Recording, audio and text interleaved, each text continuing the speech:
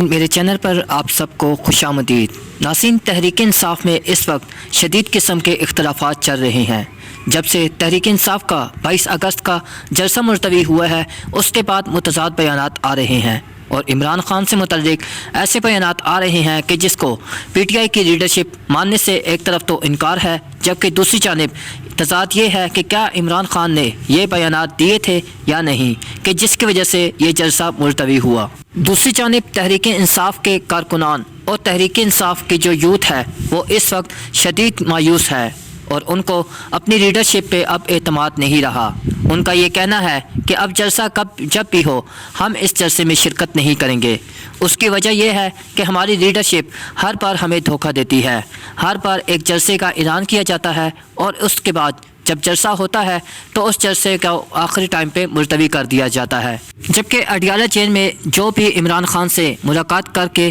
P T I کا رہنما باہر آتا ہے تو اپنے بیانات دیتا ہے اور وہ کہتا ہے کہ میری عمران خان سے یہ بات ہوئی، لیکن اصل میں جب بعد میں پتہ چلتا ہے تو وہ اصل بات کوئی اور ہوتی ہے۔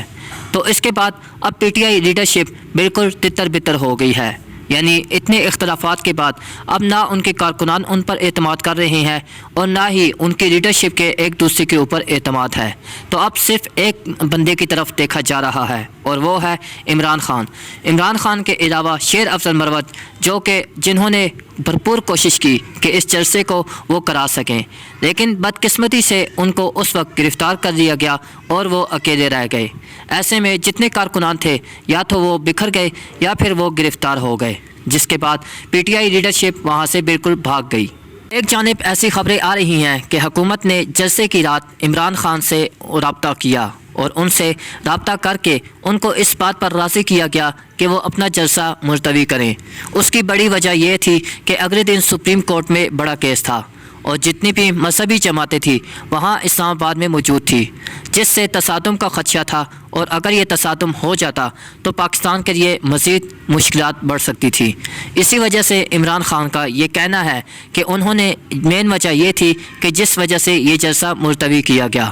جبکہ ان کی مین جو یوتھ ہے وہ سوشل میڈیا پہ ہے اور سوشل میڈیا پہ عمران خان اور پی ٹی آئی نے کافی اپنا ایسٹ لگایا ہے اور کافی انویسٹمنٹ کرنے کے بعد اب یہ سوشل میڈیا کنٹرول سے باہر ہو چکا ہے۔ حکومت نے فائر وال انسٹالیشن کی اور اس پر 40 ارب روپے لگایا، لیکن اس کے باوجود حکومت اس میں ناکام رہی اور یہی وجہ ہے کہ ابھی تک سوشل میڈیا ان کے کنٹرول سے باہر ہے۔ تو ایک جانب تو یہ بھی خبریں ہیں کہ حکومت عمران خان سے رابطے کی بھرپور کوشش کر رہی ہے اور کوئی ڈیل کرنے کی کوشش کی جا رہی ہے، جبکہ یہ بھی خبریں ہیں کہ ان سے اسٹیبلشمنٹ کی باتیں چل رہی ہیں، لیکن ان میں کتنی صداقت ہے یہ ابھی اس میں کچھ نہیں کہا جا سکتا، کیونکہ یہ تمام باتیں وہ ہے جو ان کی لیڈرشپ باہر آ کر رہی ہے اور یہ لیڈرشپ وہ ہے کہ جس پر ان کے کارکنان کا کوئی اعتبار نہیں رہا۔ دوسری جانب آکسفورڈ یونیورسٹی میں الیکشنز ہونے جا رہے ہیں اور وائس چانسلر کے لیے عمران خان اس وقت فیورٹ ترین امیدوار ہیں اور ان کی وہاں پہ باقاعدہ کمپین بھی چلائی جا رہی ہے، جبکہ کچھ دن پہلے عمران خان نے وہاں کے وزیر اعظم کو بھی ایک پیغام دیا تھا کہ وہ آزادی کے لیے اپنی آواز اٹھائیں اور عمران خان اور پاکستان میں جتنے بھی اس طرح کے حقوق پامال ہو رہے ہیں ان کے لیے آواز اٹھائیں، جس سے ایسا لگتا ہے کہ اب آنے والے دنوں میں عمران خان وہاں پہ آکسفورڈ یونیورسٹی کے وائس چانسلر بن جائیں گے، جس کے بعد یہ کوشش کی جائے گی کہ ان کو لندن لے کر جایا جائے۔ دوسری جانب ایسی بھی خبریں ہیں کہ شریف فیملی بھی اس طرح کی کوشش کر رہی ہے اور اسپیشلی نواز شریف اس سے ریلیٹڈ کوشش کر رہے ہیں کہ وہ جلد از جلد لندن چلے جائیں، کیونکہ ان کا سیاسی مستقبل تو بالکل ختم ہونے کے قریب ہے۔ الیکشنز میں ان کو وہ کامیابی حاصل نہ ہو سکی جو کہ ہونی چاہیے تھی، تو اس کے بعد اب مقابلہ سخت ہو گیا ہے کہ لندن پہلے کون جائے گا، یا عمران خان جائیں گے یا پھر شریف فیملی جائے گی، لیکن ایسا لگتا ہے کہ عمران خان کو لندن نہیں لے کر جا سکتے۔ اس کے لیے حکومت کوئی ڈیل کرے گی تبھی وہ لندن جا سکیں گے، لیکن آپ تو جانتے ہیں کہ عمران خان کسی ڈیل کرنے کو تیار نہیں، تو یہ ایک سخت اور کڑا امتحان حکومت کا بھی ہوگا اور اس کے علاوہ دیگر اداروں کا ہوگا کہ وہ کیسے اس کیس کو سولو کرتی ہیں۔ اب عمران خان تو کب سے جیل میں ہے، لیکن ابھی تک اس کا کوئی حل نہیں نکل رہا، نہ وہ حکومت سے بات کرنے کو تیار ہے اور اس کے علاوہ نہ حکومت ان سے بات کرنے کو تیار ہے، یعنی کہ اب آپ یہ سمجھیں کہ ڈیڈ لاک برقرار ہے۔ دوسری جانب عمران خان نے بھرپور کوشش کی کہ اسٹیبلشمنٹ سے بات کرنے کی کوشش کی گئی، لیکن ادھر بھی برف نہیں پگھل سکی، جبکہ سوشل میڈیا ان کے فل کنٹرول میں ہے اور social media P T I کا اس وقت چھایا ہوا ہے۔ یہی وجہ ہے کہ حکومت نے اب ایلون مسک سے رابطہ کیا ہے۔ ایلون مسک کا یہ کہنا ہے کہ پی ٹی آئی نے ان سے رابطہ کیا ہے، اور پی ٹی آئی کا یہ کہنا تھا کہ عمران خان کا جو ٹویٹر اکاؤنٹ ہے اس کو فوری طور پر بند کیا جائے، لیکن اس کے جواب میں ابھی ایلون مسک نے ایسا کوئی فیصلہ نہیں کیا کہ ان کا اکاؤنٹ بند کیا جائے۔ تو یہ ایک بار پھر سے حکومت کی کوشش ہے کہ سوشل میڈیا کو کنٹرول کیا جائے۔ دوسری جانب 40 ارب روپے آپ جانتے ہیں کہ حکومت لگا چکی ہے، لیکن ابھی تک اس کے وہ فائدے نہیں حاصل ہو سکے جو کہ انہیں ہونے چاہیے تھے۔ پاکستان کی معاشی صورتحال کی بات کی جائے تو یہاں پہ پاکستان کا ڈکلائن نیچے سے نیچے جا رہا ہے، اور معاشی صورتحال دن بدن مزید ابتر ہو جا رہی ہے۔ اس کی وجہ یہ ہے کہ پاکستان میں ٹیکسز کی شرح بہت زیادہ ہے، اور جس کی وجہ سے جتنی بھی بڑی بڑی پرائیویٹ کمپنیز ہیں ان کو اب پروفٹ نہیں ہو رہا، اور یہی وجہ ہے کہ وہ اپنی کمپنیز بند کر کے یا تو بنگلہ دیش جا رہے ہیں یا پھر کسی اور ملک میں جا رہے ہیں جہاں پہ ان کو فائدہ ہو سکے۔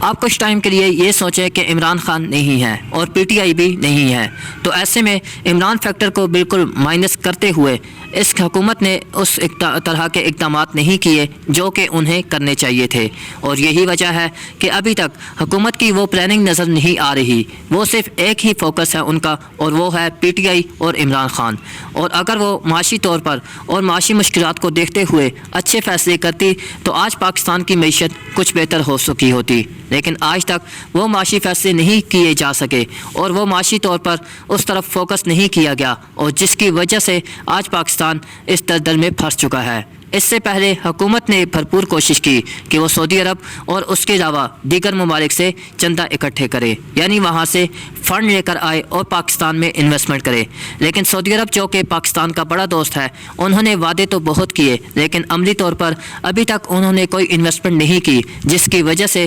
پاکستان کو فائدہ ہو سکے۔ ان تمام ملکوں میں وقتی طور پر پاکستان کے ساتھ وعدے بھی کیے اور انویسٹمنٹ کے بڑے بڑے پلان لے کر آئے، لیکن ابھی تک کرنٹ سچویشن دیکھی جائے تو اس کا کوئی فائدہ نہیں ہو سکا، کیونکہ اس کی وجہ یہ ہے کہ ان تمام ملکوں نے پاکستان میں ابھی تک انویسٹمنٹ کا آغاز نہیں کیا،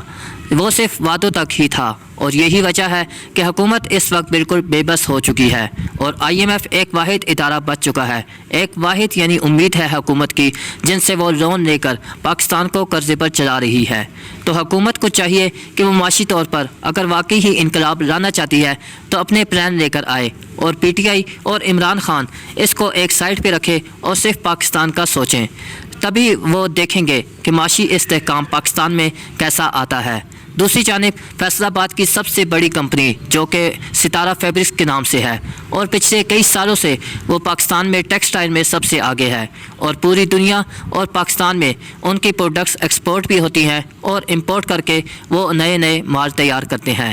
اور اب انہوں نے بھی یہ اعلان کر دیا ہے کہ وہ پاکستان میں اپنی تمام سرگرمیاں ختم کرتے ہوئے یہاں پہ اپنا تمام بزنس بند کرتے ہوئے وہ باہر ملک جا رہے ہیں، اور اس کی بنیادی وجہ یہ ہے کہ ان کو وہاں پہ پروفٹ ہو سکے، کیونکہ آپ جانتے ہیں کہ بجلی کی بل اور ٹیکسز اور اس کے علاوہ جو ان کے امپلائیز ہیں ان کو انہوں نے پے بھی کرنا ہوتا ہے، اور اگر یہ تمام اخراجات نکالے جائیں تو ان کو پروفٹ نہیں بچ رہا تھا۔ یہی وجہ ہے کہ پاکستان کی سب سے بڑی ٹیکسٹائل کی کمپنی بھی اس وقت پاکستان چھوڑ کر جا رہی ہے، اور دوسری جانب ایک نیا سروے آیا ہے جس میں پاکستان سب سے آگے ہے کہ جہاں پہ لوگ ملک کو چھوڑ کر جا رہے ہیں۔ دوسرے نمبر پہ بات کی جائے تو وہ میرے خیال میں انڈیا وغیرہ اور دیگر ممالک ہیں، لیکن بنگلہ دیش بھی اس میں دوسرے نمبر پہ ہے۔ تو اب پاکستان کو چاہیے اور حکومت کو چاہیے کہ اس بارے میں کچھ کریں، اور پاکستان کی جو یوتھ ہے ان کو کوئی امید دلائیں۔ اگر امید نہیں ہوگی تو یہ سب چھوڑ کر چلے جائیں گے، تو پاکستان کا حال پھر آپ دیکھ سکیں گے کہ کیا ہوتا ہے۔ آج کی ویڈیو آپ کو کیسی لگی؟ ایسے مزید ویڈیوز کے لیے میرے چینل کو سبسکرائب کر دیں اور اپنے کومنٹ سیکشن میں آگاہ کریں کہ آپ کی آراء اس کے متعلق کیا ہے۔ Thank you so much.